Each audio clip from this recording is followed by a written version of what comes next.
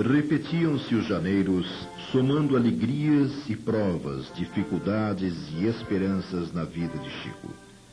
Nesse tempo, uma lição marcante.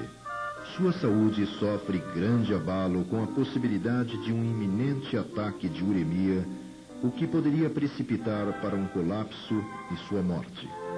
Conformado com a ideia de sua desencarnação, ora a Emmanuel para que o recebesse no além, ouvindo dele precioso ensinamento. Não posso auxiliá-lo, Chico. Tenho muito o que fazer. Mas, se você acha mesmo que chegou a sua hora, então recorra aos amigos do Luiz Gonzaga. Você não é melhor que ninguém. O médium, contudo, recuperou-se e o primeiro semestre de 1941 foi ocupado com a psicografia de novo trabalho de Emmanuel, Paulo e Estevão, a emocionante história da conversão de Saulo ao cristianismo, obra cuja recepção permitiu a Chico contemplar quadros no mundo espiritual evocativos dessa significativa passagem. No segundo semestre, Emmanuel volta a falar de suas existências anteriores, lembrando em Renúncia sua participação no drama envolvendo Alcione e Carlos, episódio no qual ele encarnou o padre Damiano. Por essa época, o orientador espiritual comenta com Chico que algumas autoridades espirituais estavam dispostas a algo lançar em nosso meio com objetivos de despertamento, e desde então, onde se concentrasse, o médium via sempre ao seu lado um espírito que depois se revelou como sendo André Luiz, e que, segundo Emmanuel, estava se afinizando e treinando para se desincumbir da tarefa projetada e que se iniciaria 2 anos depois. 1942 transcorreu com a mediunidade de Chico recebendo nova obra de Humberto de Campos, Reportagens de Além-Túmulo, contendo relatos de casos reais de pessoas que, ao transporem os limites da vida física, encontram-se com a realidade de sua consciência na existência além-túmulo. O primeiro semestre de 1943 foi dedicado à recepção de Cartilha da Natureza, do poeta fluminense Casimiro Cunha, e é concluído Nosso Lar, o primeiro trabalho de André Luiz, contendo descrições de seus primeiros tempos no plano espiritual, suas surpresas e emoções diante da vida na colônia que foi recolhido 8 anos depois da desencarnação. Para ter facilitada sua tarefa, o próprio Chico foi em desdobramento espiritual levado por Emmanuel e André Luiz a conhecer regiões suburbanas do local descrito no livro. Os próximos meses foram utilizados na psicografia de Os Mensageiros, segunda das obras de André Luiz, concluída em fevereiro de 44, relatando uma semana de trabalho realizado por mensageiros do bem em diferentes planos de vida. A produção mediúnico-literária sofreria neste ano como que uma interrupção ante as repercussões negativas do processo movido pela viúva do escritor Humberto de Campos contra o médium e a Federação Espírita Brasileira, episódio de grande repercussão ao longo de vários meses, porque se arrastou, consumindo muito espaço na imprensa que identificou no caso um verdadeiro filão, como se depreende da leitura da obra A Psicografia ante os Tribunais, de Miguel Timpone, sem falar naqueles que, em nome da doutrina, se transformaram em provocadores e ironistas, esquecendo os mais comezinhos deveres cristãos. 1945 surgiu com novas manifestações de incompreensão contra o médium, a quem acusavam, através de cartas insultuosas, de propriedade da Federação, indagando por qual preço havia se vendido, entre outras afirmações maldosas. Em março, Humberto de Campos, agora sob o pseudônimo de Irmão X, volta a escrever, e André Luiz conclui Missionários da Luz, discorrendo sobre as leis superiores que regem a reencarnação na Terra, obra cuja psicografia esteve interrompida por vários dias, para que, segundo Emmanuel, fossem realizadas algumas reuniões para o exame de certas teses que deveriam ou poderiam ou não ser expostas no trabalho. No último quadrimestre do ano é publicada Coletânea do Além, um conjunto de mensagens em prosa e verso de diversos autores, enfocando temas variados, e Lázaro Redivivo, organizado a partir de páginas escritas por Irmão X, analisando assuntos importantes para a felicidade do indivíduo e da sociedade. 1946 começa com um novo livro de André Luiz, Obreiros da Vida Eterna. É o relato de uma expedição socorrista realizada com a finalidade de amparar almas em processo de desencarnação. Em seguida, começa a se materializar a intenção de se receber algo dirigido às crianças e adolescentes com a psicografia de O Caminho Oculto e Os Filhos do Grande Rei, transmitidos por Veneranda, trabalhos adaptados por ela a partir de material utilizado nos círculos de educação infantil da colônia espiritual Nosso Lar. Ao longo desse ano, Chico é atingido pela tuberculose, provavelmente como consequência das extenuantes atividades a que se entregava. Problema físico sanado após uma curiosa experiência promovida por Emmanuel em desdobramento do médium no plano espiritual. Abrindo o segundo semestre, Neio Lúcio conclui novo livro infantil, Mensagem do Pequeno Morto, seguido por História da Maricota, de Casimiro Cunha, e Jardim da Infância, de João de Deus. O ano termina com a organização de Volta Bocage, de autoria do poeta português Manuel Maria do Bocage.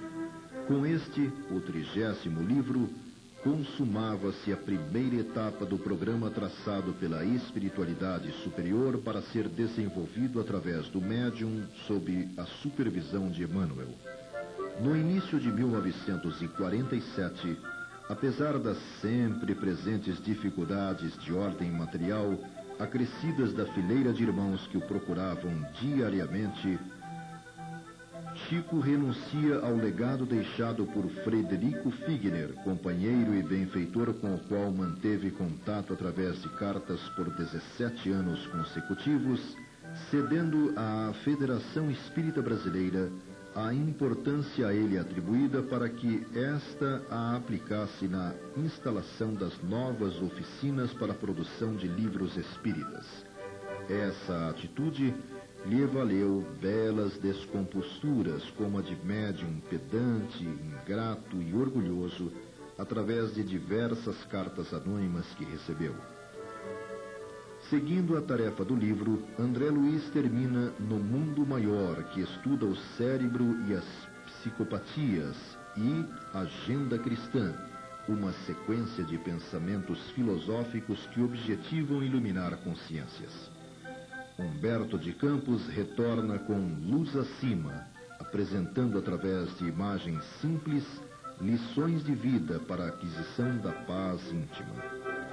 1948 marca o término do livro Voltei, contendo os relatos de Frederico Figner, oculto sob o pseudônimo Irmão Jacó, sobre sua desencarnação e adaptação no plano espiritual. Neio Lúcio conclui Alvorada Cristã, o segundo livro de sua autoria dirigido à mente infanto-juvenil, transmitindo noções de justiça e bondade para a elevação da vida. Ainda nesse ano surge um movimento contrário à publicação dos livros de André Luiz, ação alimentada por cartas insultuosas ao médium, fato tornado público em congresso espírita realizado em São Paulo. Emmanuel fecha o livro Caminho, Verdade e Vida, primeiro de uma série discorrendo sobre passagens do Novo Testamento. Em 1949, André Luiz, logo no início, conclui Libertação, descrevendo a missão libertadora de Gúbio, efetuada pela força poderosa do amor à sua filha encarnada e envolvida em atroz processo obsessivo. Na segunda metade do ano, Neio Lúcio termina a transmissão de Jesus no Lar, reunindo histórias de Jesus passadas no lar de Simão, em Cafarnaum. A década finda com a organização do livro Pão Nosso, sequência da série iniciada com Caminho, Verdade e Vida, com a conclusão da compilação de páginas de autoria de espíritos diversos sob o título Nosso Livro, e com a organização de pontos e contos do Irmão X, apresentando lições inspiradas no Evangelho, esclarecendo que o reino de Jesus está alicerçado em obrigações de trabalho para todos.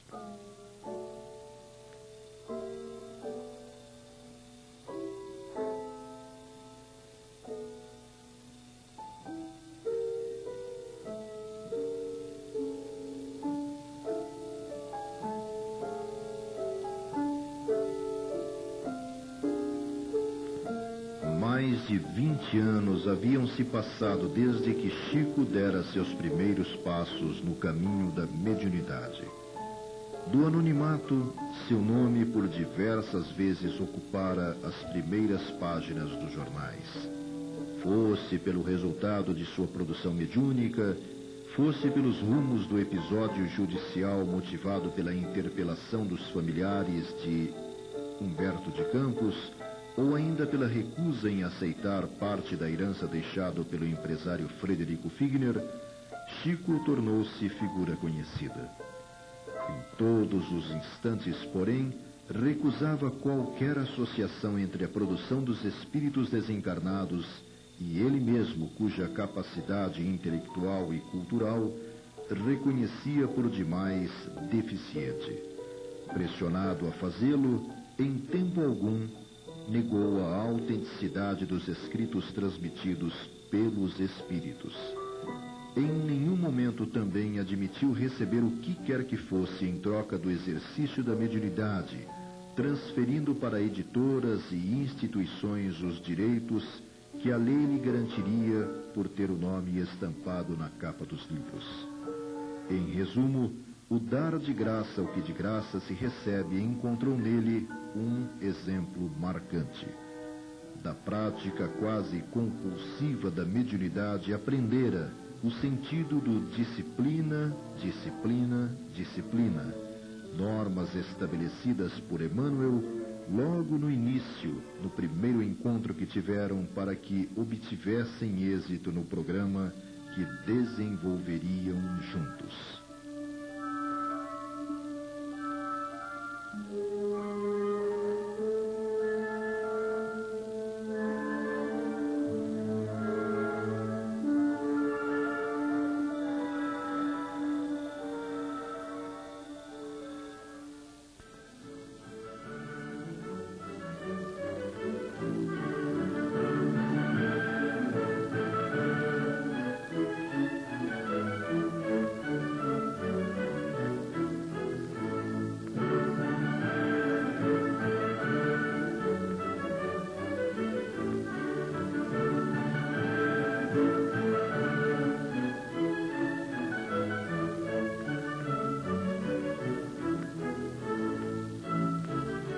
Indiferente à notoriedade que lhe atribuíam, Chico, na década de 50, prosseguia ocultando-se no caminho da fé com obras, a única que efetivamente sobrevive.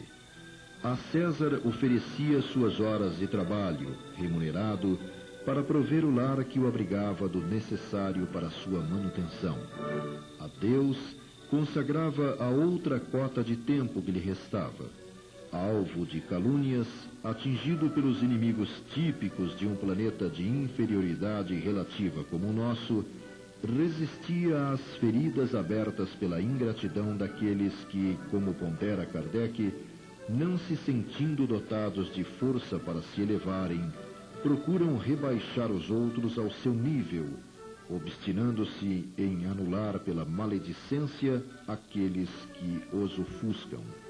Lances difíceis e amargos, portanto, assinalariam seus dias futuros e, apesar dos desgastes que tão intensas emoções lhe imporiam, suas convicções nos ideais que abraçara se fortaleceriam ainda mais.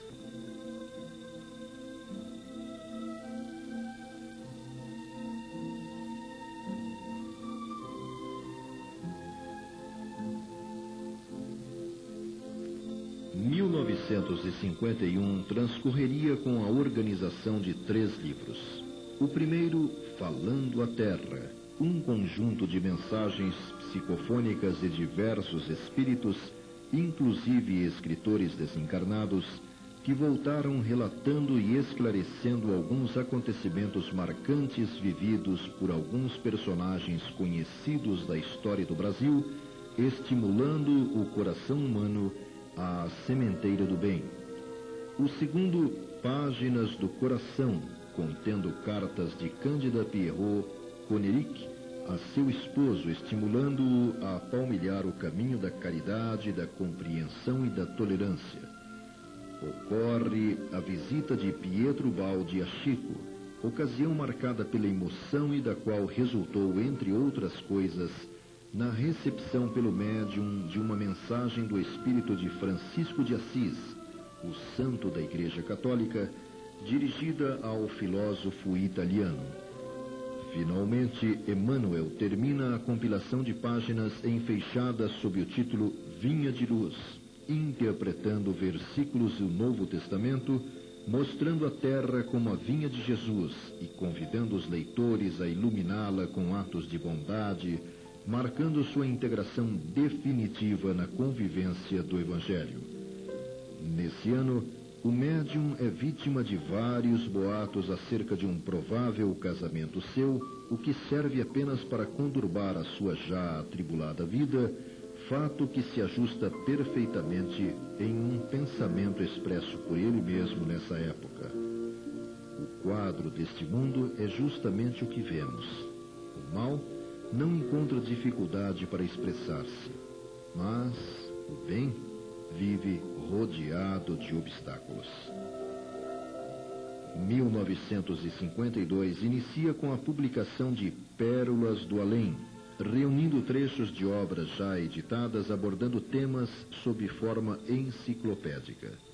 Em meados do ano, Emmanuel dá por concluído mais um livro, Roteiro, contendo dissertações de cunho filosófico e moral à luz dos ensinamentos do Cristo, e prefacia Pai Nosso, de Meimei, contendo comentários, contos, lendas e observações compostas a partir da oração de Jesus.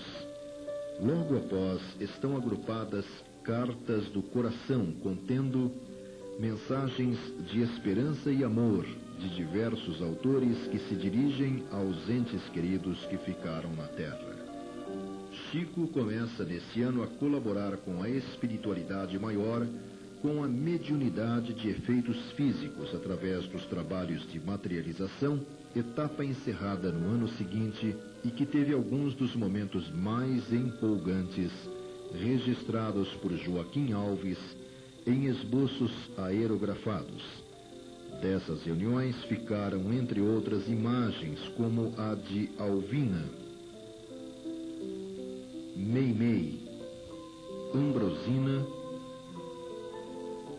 Cidália e Emmanuel, materializados no plano físico. 1953 começa com Emmanuel prefaciando Gotas de Luz, novo trabalho do poeta Casemiro Cunha, que em versos procura orientar os passos dos leitores para a paz interior.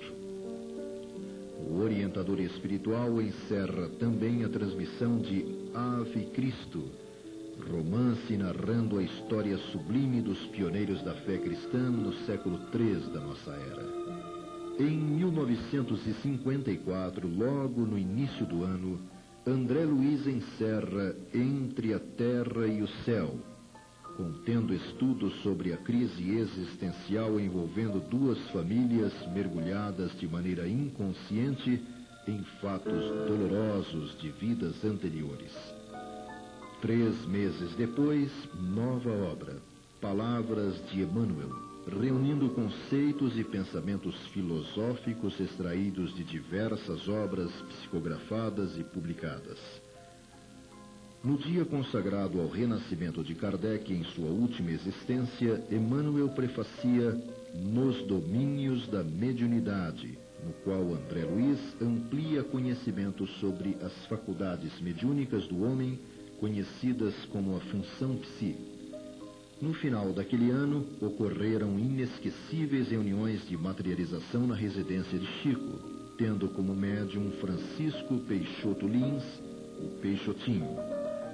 Meados de 1955 marca o término de Instruções Psicofônicas, obra organizada por Arnaldo Rocha, compreendendo comoventes relatos de entidades recuperadas após o choque da verdade no trato com a morte, além de inúmeras mensagens de caráter científico, filosófico e religioso, obtidas através das reuniões de desobsessão realizadas no Centro Espírita Luiz Gonzaga, reiniciadas em 1952, visto terem sido interrompidas em fevereiro de 39, quando da desencarnação de José Xavier, que as dirigia em nosso plano. 1956 começa e é concluída Fonte Viva, a quarta obra da série Caminho, Verdade e Vida, contendo a interpretação dos textos evangélicos, oferecendo lições de vida diária, expondo a doutrina espírita como fé raciocinada. O primeiro dia de 1957 marca o fim de Ação e Reação, novo trabalho assinado por André Luiz, consistindo em estudo detalhado do karma dos hindus, visto como conta do destino criado por nós mesmos, explicando a natureza de grande parte dos sofrimentos humanos a partir de causas de vidas anteriores. Arnaldo Rocha conclui Vozes do Grande Além, segunda coletânea de relatos verídicos apresentados em reuniões íntimas por espíritos desencarnados, narrando experiências vividas na carne, suas provações, seus erros, suas dores, destacando a perfeição da justiça divina, além de inúmeras dissertações filosóficas, científicas e evangélicas. Chico recebe a confirmação do interesse da direção da Federação Espírita Brasileira em publicar na revista Reformador páginas recebidas pelo jovem médium Valdo Vieira. O espírito que assina Irmão X termina Contos e Apólogos, reunindo fábulas e contos revelando alegorias morais profundas e passagens de Jesus com pessoas de seu tempo, introduzindo lições de vida para a prática diária. Ainda nesse ano, complicações de saúde derivadas de uma labirintite prejudicam o trabalho do médium. Atingia-se 1958 e Emmanuel finaliza a transmissão de Pensamento e Vida, nos dando a ideia de um curso ministrado no mundo espiritual dedicado ao estudo do pensamento e dirigido a espíritos em vias de reencarnar. Logo após, Chico revela a amigos estar frequentando fora do corpo físico, uma noite por semana, uma escola da espiritualidade em que Emmanuel é professor de doutrina espírita, segundo ele uma experiência maravilhosa.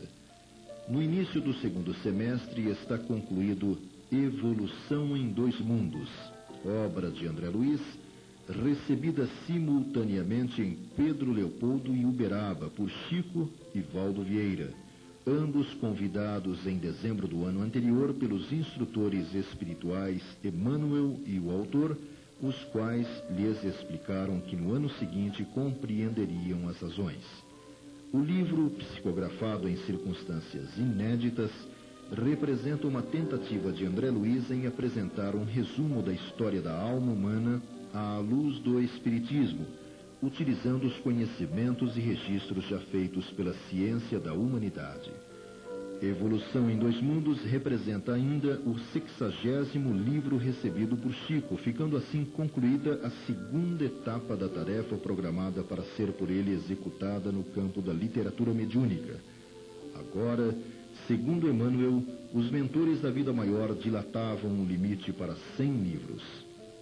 Chico passava a ser alvo de infelizes acusações públicas, fato explorado fortemente por jornais de todo o Brasil e que se constituiu num martirizante problema para o médium. Acusações essas que lhe tiraram a já escassa paz que desfrutava para o exercício de suas atividades. Termina o ano e Chico, com a visão já bem prejudicada, é afastado do trabalho profissional para o encaminhamento de sua aposentadoria.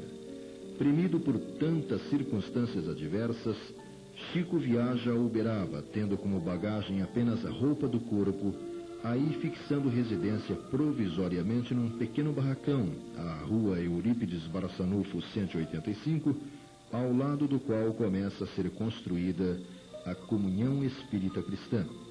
Ainda em 1959, André Luiz encerra a transmissão de Mecanismos da Mediunidade, segundo livro recebido em conjunto pelos médiuns Chico e Valdo, estudando as diferentes modalidades de mediunismo e suas correspondentes manifestações fenomênicas, descritas através de analogias com os fenômenos do eletromagnetismo. Emmanuel prefacia o livro Evangelho em Casa, assinado por Meimei, relatando reuniões de Evangelho no lar, ilustrado por histórias exemplificando o sentido da paz e da alegria. Termina o ano com o desencarne do pai de Chico, João Cândido.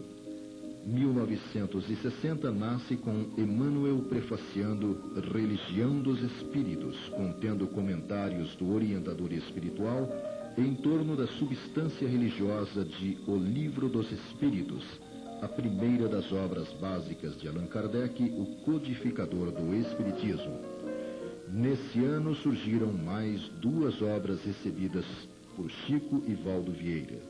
A Vida Escreve, o primeiro livro de Hilário Silva, companheiro de André Luiz nos relatos de Entre a Terra e o Céu, nos domínios da mediunidade e ação e reação, livro que evoca situações reais escritas pela própria vida, contadas em quadros rápidos que instruem, ilustrando.